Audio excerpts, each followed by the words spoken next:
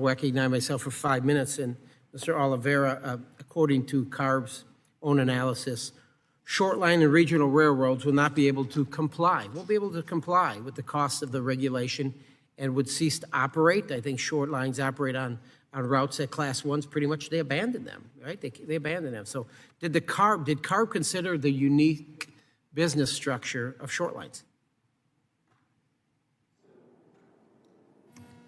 So many short lines in the state of California have very small operations. They operate on very thin margins and don't have the financial wherewithal to invest in Tier 4 and ultimately zero-emission locomotives, even with state and federal funding.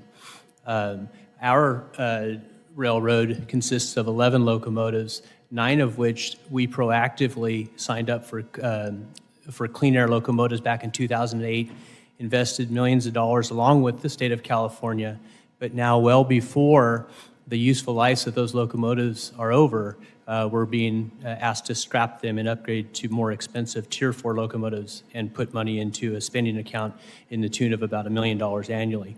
Those types of financial requirements really don't fit the financial model of my short line or any others.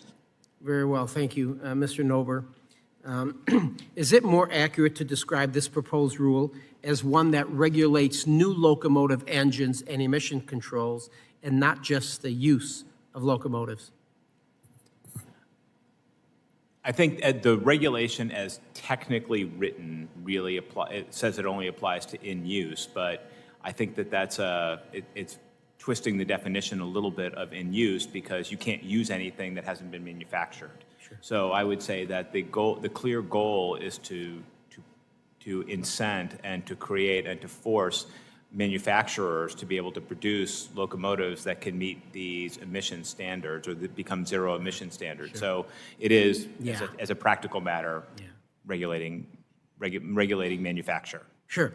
On the question of locomotive use, the Interstate Commerce Commission Termination Act and the various Surface Transportation Board decisions and court rulings have found that state and other attempts to regulate railroad operations are preempted by federal law. And as former chairman of the STB, should EPA follow the STB's recommendations and conduct its preemptive analysis and consider interpreting and applying CAA narrowly so as to avoid conflict with the II or ICCTA?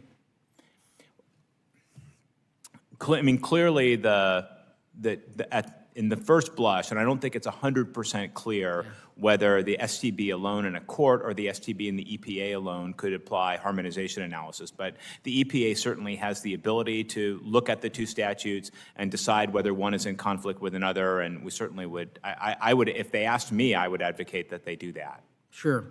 Finally, in pursuing the regulation of locomotives via a waiver, EPA avoids statutes like the Congressional Review Act or the impaneling of Small Business Advocacy Panel under the Small Business Regulatory Enforcement Fairness Act. Shouldn't a proposal of this consequence, at a minimum, be conducted as an Administrative Procedure Act rule so the CRA and the SUBREFA apply? Well, as now a scholar of regulatory process, I strongly believe that significant actions like this should be done under the most Administrative Procedures Act process, which in this case would be to either do a full rulemaking, which would have notice and comment. Now, they did open a proceeding, and people did comment, including many folks who are in the audience and myself.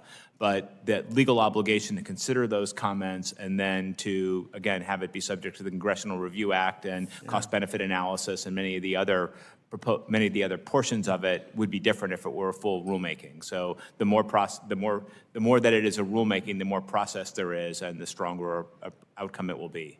Very well. And Mr. Yell, California AGC is a member of the Rebuild SoCal Partnership, which represents 2,750 contractors and over 90,000 union workers.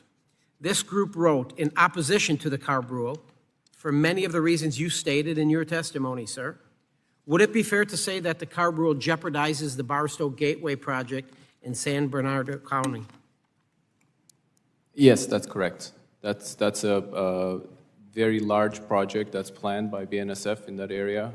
It's a big economic engine. It's one of the biggest mega projects in the area, and it's jeopardized by this. Yeah. And that's not what we should be doing here. I want to thank you all. I yield back to balance. I now recognize Ranking Member Wilson for 5 minutes.